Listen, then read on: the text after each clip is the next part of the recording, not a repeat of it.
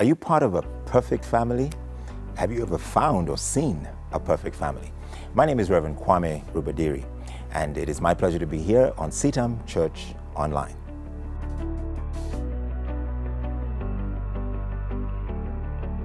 Family is to be considered as perhaps the most important unit on the face of the earth. Everybody you know and I know belongs to a family. It could be a big family, it could be a small family. But there is no perfect family, and I'm sure you'll agree with me that even through your own experiences of family, there are many lessons that you've had to learn. One of the greatest stories about family that I've come across has come from the 37th chapter of the book of Genesis in the Bible. Genesis is the first book of the Bible, so we're interested to know what God thinks about family, and we're introduced as we look at the book of Genesis to the whole issue and the whole narrative of how families work. And in chapter 37, we come across a big family and perhaps the most dysfunctional family in all of the Bible. There are many lessons for us to learn from this, because I think the lessons of Jacob's family will affect our families as well. Jacob had a big family. He had 12 sons and 1 daughter. And of course, all the sons were getting married, and grandkids were coming along, great-grandkids were coming along. It was getting to be a big family. But something wasn't quite working as smoothly as one would expect in a family that was that large. You see, Jacob had married 4 women. He had 4 wives, and from those 4 wives he had all these kids. He only loved one of those wives, and that was the beginning of the dysfunction. Rachel was the loved wife, and all the other women had children by him, but they knew that they were not the center of his world. And I think that's what happens in many families today, particularly where you find yourself hoping to be embraced, hoping to be loved, hoping to be encouraged, and you find that all of that love and encouragement is going to someone else.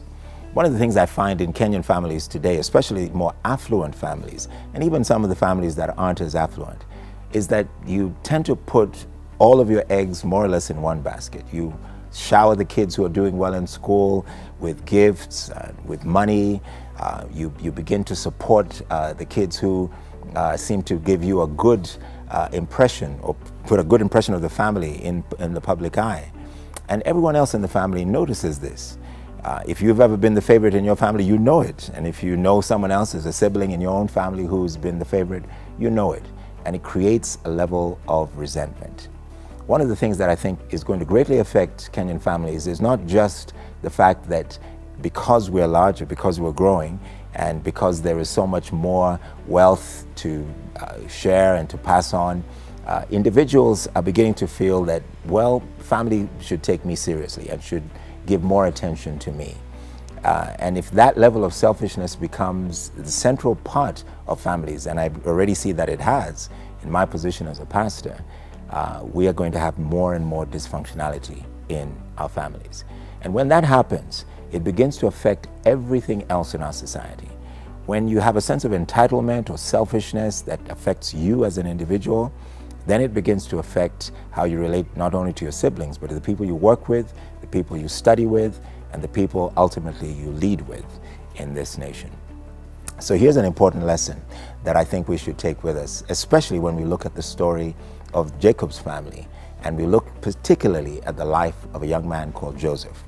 Joseph was the 11th son out of 12, and he was the spoilt one. He was the one who was showered with gifts and given all kinds of attention and love by his father. His father didn't seem to see how that affected Joseph's relationship with his brothers. And as a result, his brothers began to resent him. They began to hate him. If that's your experience, then this message is for you. And what God has revealed in Joseph's life is something that you need to take seriously. So number one, if you are the center of attention in your family, you need to take stock of what might be happening in terms of a relationship with others. Number two, if someone else, one of your siblings, is taking the attention in your family, you need to also check your relationship and your attitude to that individual. Because I guarantee that if you don't fix those things early, it will result in problems of lack of forgiveness and fear and tension moving down further on in life. The kind of situations that bring families to the point of destruction. and bring about division. It is my hope that you will take what the Word of God has to say seriously. I know this is an important topic for everyone who is listening because you're part of a family. And if you want some more information on this, I invite you to join me for future episodes here on Church Online, but also come and visit us at CITAM Parklands. CITAM Parklands is situated on 2nd Parklands Avenue in Nairobi. Our senior pastor is Reverend Stan Mungadia, and you're more than welcome to come and hear much more on the subject of family and ministry to your family if you're hurting. I hope to see you real soon.